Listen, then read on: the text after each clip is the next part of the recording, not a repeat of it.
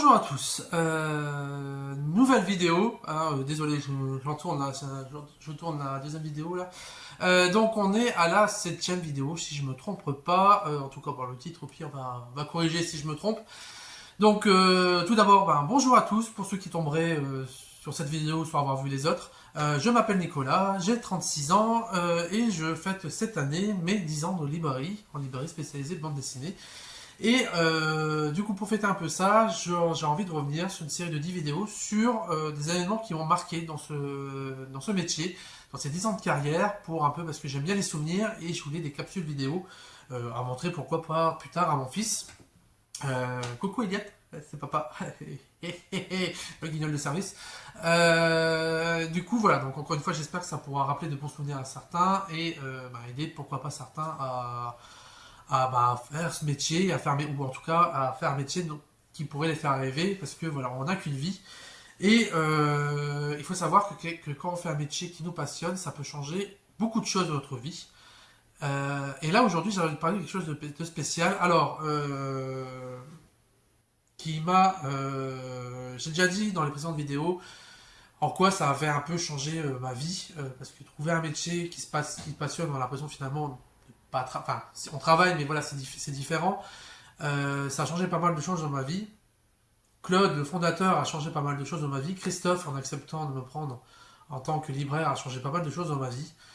Ma vie, bon voilà, en tant que ça a permis de sortir de ma coquille, ça a permis de trouver quelque chose que j'aime, ça a permis de trouver un but quelque part dans ma vie, parce que je considère que j'apporte des choses aux gens qui aimeraient s'évader et qui ont besoin de quelque chose pour les faire rêver. Et je pense que en faisant le métier que je fais, j'y contribue un petit peu. Je fais pas de miracle, hein, mais je sais que ça peut, quand on n'est pas bien, etc. Une bonne lecture peut toujours aider à revoir un peu le sourire pendant moi quelques instants. Et il y a certaines choses que je ne pensais pas que ça allait apporter, donc notamment à ce point me plaire, à ce point me sortir de ma coquille, etc. et à me sentir vivant. Et je ne pensais pas que ça allait me permettre de trouver l'amour de ma vie. Donc oui, aujourd'hui ça va être une vidéo, je pense l'une des vidéos les plus personnelles, avec la suivante. Ça a permis de trouver donc l'amour de ma vie. Donc c'est consacré à toi, Camille, cette vidéo. On va essayer de ne pas te faire pleurer. Moi j'ai déjà envie, ça va être compliqué.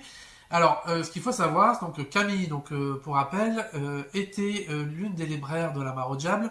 Donc Sylvie, donc ma belle-mère, donc a fondé sa librairie, la Mare au Diable, et du coup a embauché Camille, sa fille, qui a arrêté, donc là maintenant, qui n'est plus libraire, qui a arrêté au bout de 17 ans, qui est maintenant comptable. Comme quoi on peut complètement changer. Ce qu'il faut savoir, c'est que Camille, c'est quelqu'un que je ne connaissais pas, que j'ai mis longtemps à commencer à connaître. D'ailleurs, finalement, très peu de temps. En fait, j'ai commencé à la connaître finalement très peu de temps avant qu'on se mette ensemble, parce que c'est malgré le fait qu'Aventure BD et Mare Diable ont un passif en commun. On se voyait très rarement. Christophe allait régulièrement consulter Sylvie par rapport à des marchés, bibliothèques, etc. Ils s'aidaient mutuellement en termes par exemple, de livraison.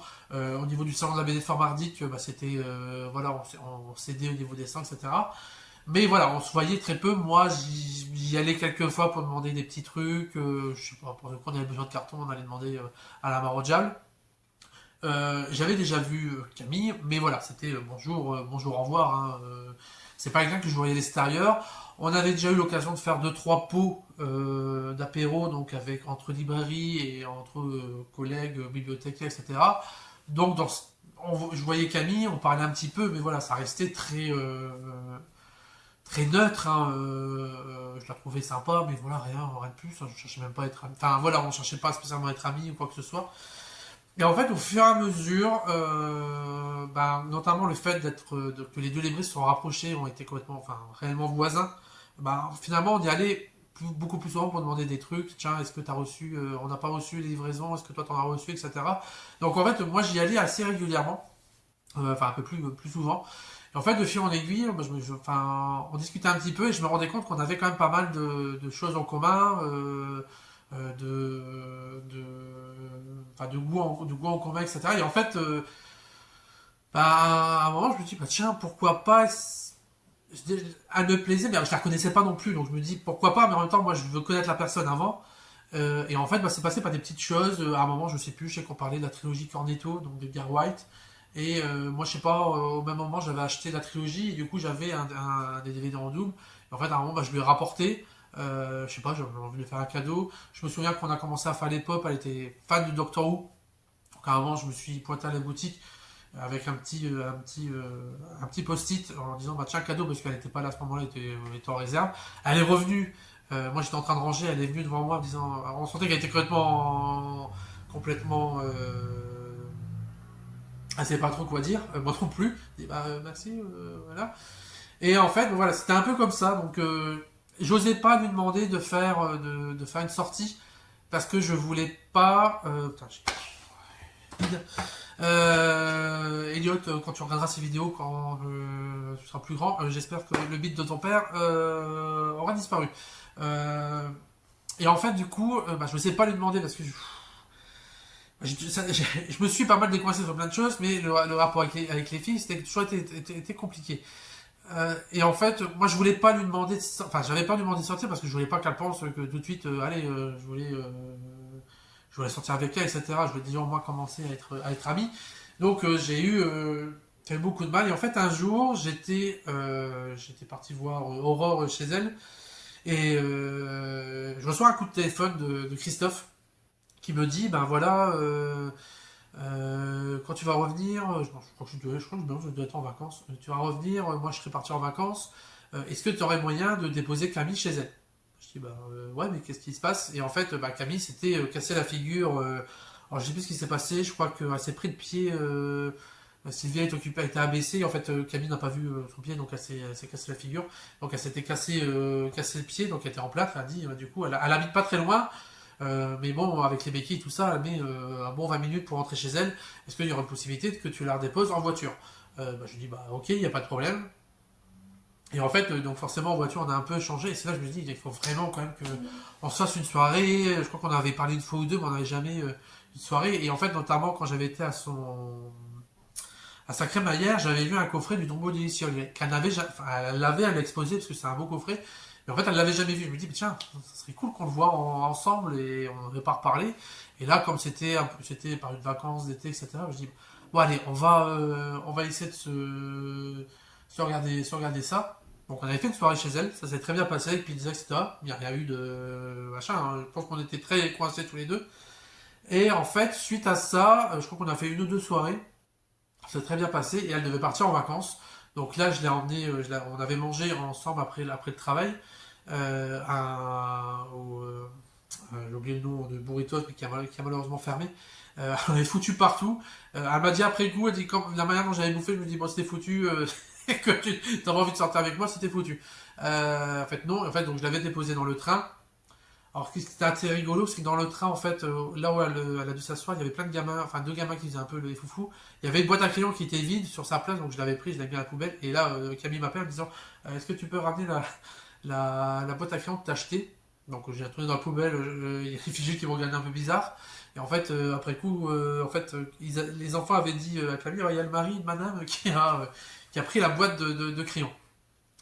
Et en fait, suite à. Donc, elle était partie en vacances rejoindre ses parents et son frère donc en Bretagne et son oncle aussi, enfin, son oncle et sa tante, si je me rappelle bien. Et en fait, à partir de là, on a commencé à s'échanger pas mal de SMS. Beaucoup, beaucoup, beaucoup, beaucoup. Surtout et rien, hein. Et en fait, chaque matin, j'essaie de trouver un moyen comment dire, d'initier la conversation. Pour tout et pour rien. Un colis que j'avais reçu, une nouveauté, enfin bref. Et en fait, du coup, pendant toutes ces vacances, on s'est échangé des SMS. Et Camille était quelqu'un qui n'a pas l'habitude de communiquer beaucoup. Donc ça avait été pour ses parents. Ils disaient, mais tiens, mais tu communiques avec qui? Avec Nicolas, machin. On les avait devinés. Et en fait, le dernier jour, donc la veille qu'elle revienne,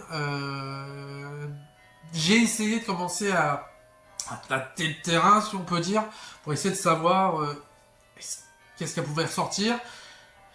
Et en fait, on n'était pas doués tous les deux, donc on s'envoyait un peu des messages encryptés à base de pioches, de je sais plus quoi. Enfin, c'était un peu ridicule.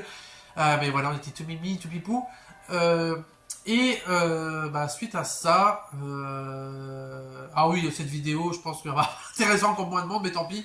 Encore une fois, pour moi, c'est une capsule un peu temporelle.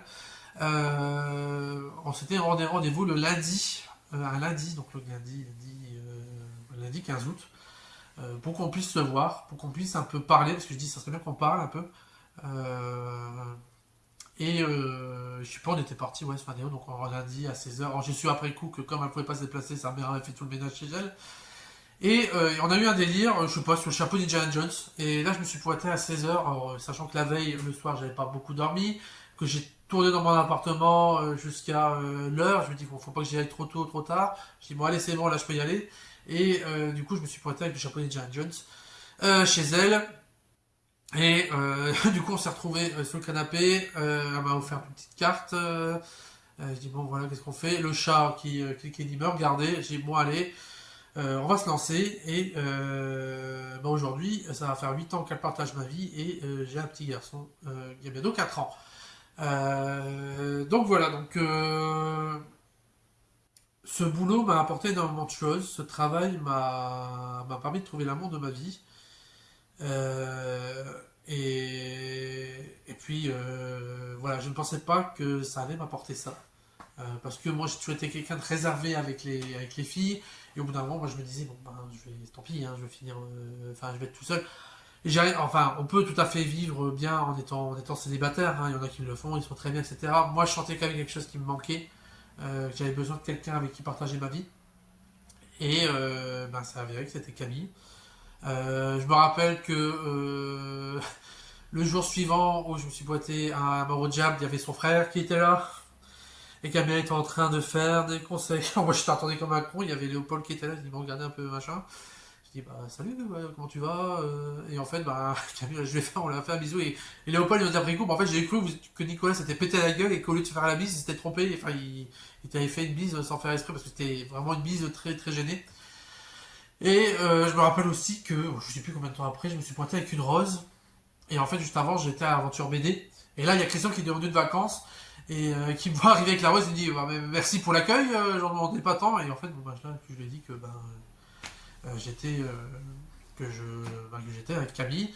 Et là, elle me disait ah bah enfin j'ai dû déménager exprès pour que vous mettez ensemble. Parce qu'évidemment, Christophe et Sylvie s'est déjà posé la question en se disant mais tiens, ils iraient bien ensemble. Ils sont ultra timides tous les deux. Sylvie m'avait dit quand même à un moment, elle s'était dit bon, ça sert plus à rien, il y aurait eu quelque chose, il y aurait déjà eu quelque chose. C'est juste qu'on est deux grands timides et qu'on n'était pas très doués, que moi je voulais pas non plus directement, je voulais la connaître un peu avant, et en fait moi les sorties qui se sont multipliées, avec notamment le fait qu'elle s'était cassé le pied, etc., tous les soirs où je la reconduisais et les matins aussi, bah forcément voilà on parle et rapidement on apprend à se connaître en fait, donc ça peut aller très vite. Donc c'était rigolo. Camille a contribué à faire la personne que je suis aujourd'hui, a aussi contribué beaucoup à permettre de sortir de ma coquille, parce que moi j'ai pas de temps à perdre. On n'a qu'une vie et notamment le fait que bah, je lui avais dit des premières choses, je dis écoute, je ne veux pas perdre mon temps avec des disputes, enfin des disputes il y en a, c'est pas ça, mais voilà, à bouder, etc. Et je voulais voilà, directement, voilà, dès qu'il y a un truc qui va pas, on se parle et tout. En fait, ça a contribué aussi à me sortir un peu de ma coquille. Ouais, je regarde l'heure parce que voilà, pour ouvrir à temps. Alors cette vidéo est très personnelle, mais c'est aussi pour vous montrer que ben, un boulot peut vous apporter beaucoup de choses et des choses voilà, dans votre vie personnelle. Même si au départ vous êtes deux personnes qui sont pas très douées. Bon, il y a aussi le fait que moi je me disais peut-être que je l'intéressais pas parce que bon, j'avais pas de confiance en moi, ça va mieux aujourd'hui, mais c'est voilà, toujours des moments.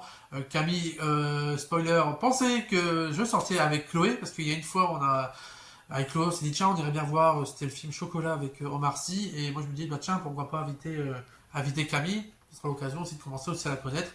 Et en fait, quand on l'a demandé, elle avait dit non. Et moi, je veux pas, parce que je pense qu'à ce moment-là, elle pensait qu'on sortait ensemble. Et en fait, on m'a déjà dit que quand on me voit avec Chloé, c'est vrai qu'on se connaît pas, on est tellement.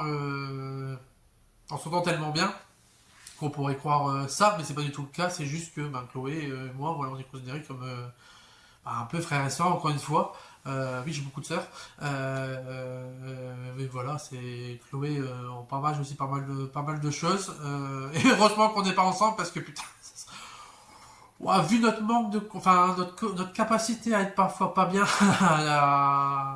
à avoir des coups de déprime, etc. Ouais, non, je pense qu'on s'en aurait foutu, on serait foutu des baffes au bout d'un moment. Bref, Coco Chloé.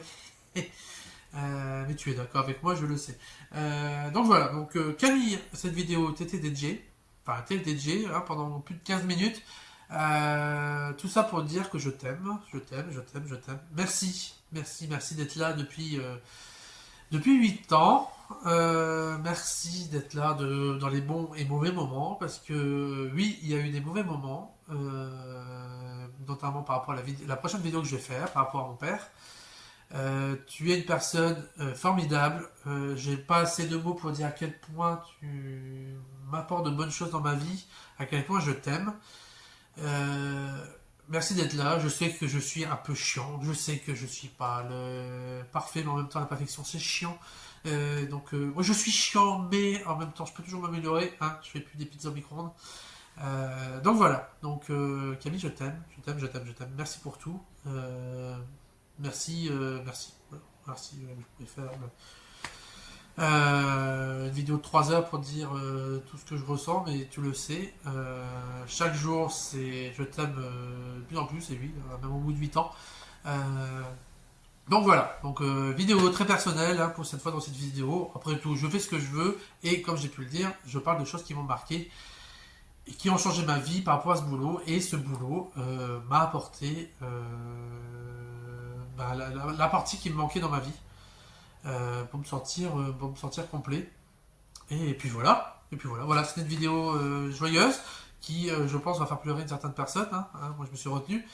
On va se retrouver bientôt. Hein. Là, je vais pas forcément tourner là, parce que j'ai les mêmes habits, tout ça, mais là, je vais pas forcément tourner la prochaine vidéo qui va être assez compliquée parce qu'on va revenir sur notamment les 20 ans et le lien par rapport à mon père qui a peut-être pas mal de choses et qui malheureusement n'est plus là aujourd'hui. Voilà, je mets un peu de bonne ambiance pour la fin de la vidéo, mais bon, voilà, ça fait partie aussi des choses. Puisque mon père m'a apporté pas mal de choses, mes parents m'ont apporté pas mal de choses par rapport aussi à ce métier. En plus, donc, notamment leur confiance. Donc voilà, donc sur ce, je vous souhaite une bonne journée, bonne soirée, hein, tout ce que vous voulez. N'hésitez pas à regarder les précédentes vidéos pour essayer de comprendre un peu tout le cheminement. Voilà, encore une fois, je sais que ça va pas faire énormément de vues. Mais c'est pas grave parce que de toute façon la chaîne a fait pas énormément de vues, je crois qu'on a un peu plus de 500 abonnés. Voilà, je suis pas Squeezie, je suis pas Thibaut InShape. Je m'en fous. Moi l'idée voilà c'était de faire une capsule vidéo pour mon fils plus tard, pour les gens qui aimeraient voir voilà tiens le parcours d'un libraire. Et le parcours d'un libraire ça part de choses très basiques du métier, et ça part aussi de liens, d'humanité. Parce que c'est ça aussi, le métier c'est un métier humain qui apporte beaucoup de choses humaines, notamment voilà, qui peut vous apporter des amitiés ou notamment l'amour. Voilà, je vous laisse sur cette petite note et je vous dis à bientôt.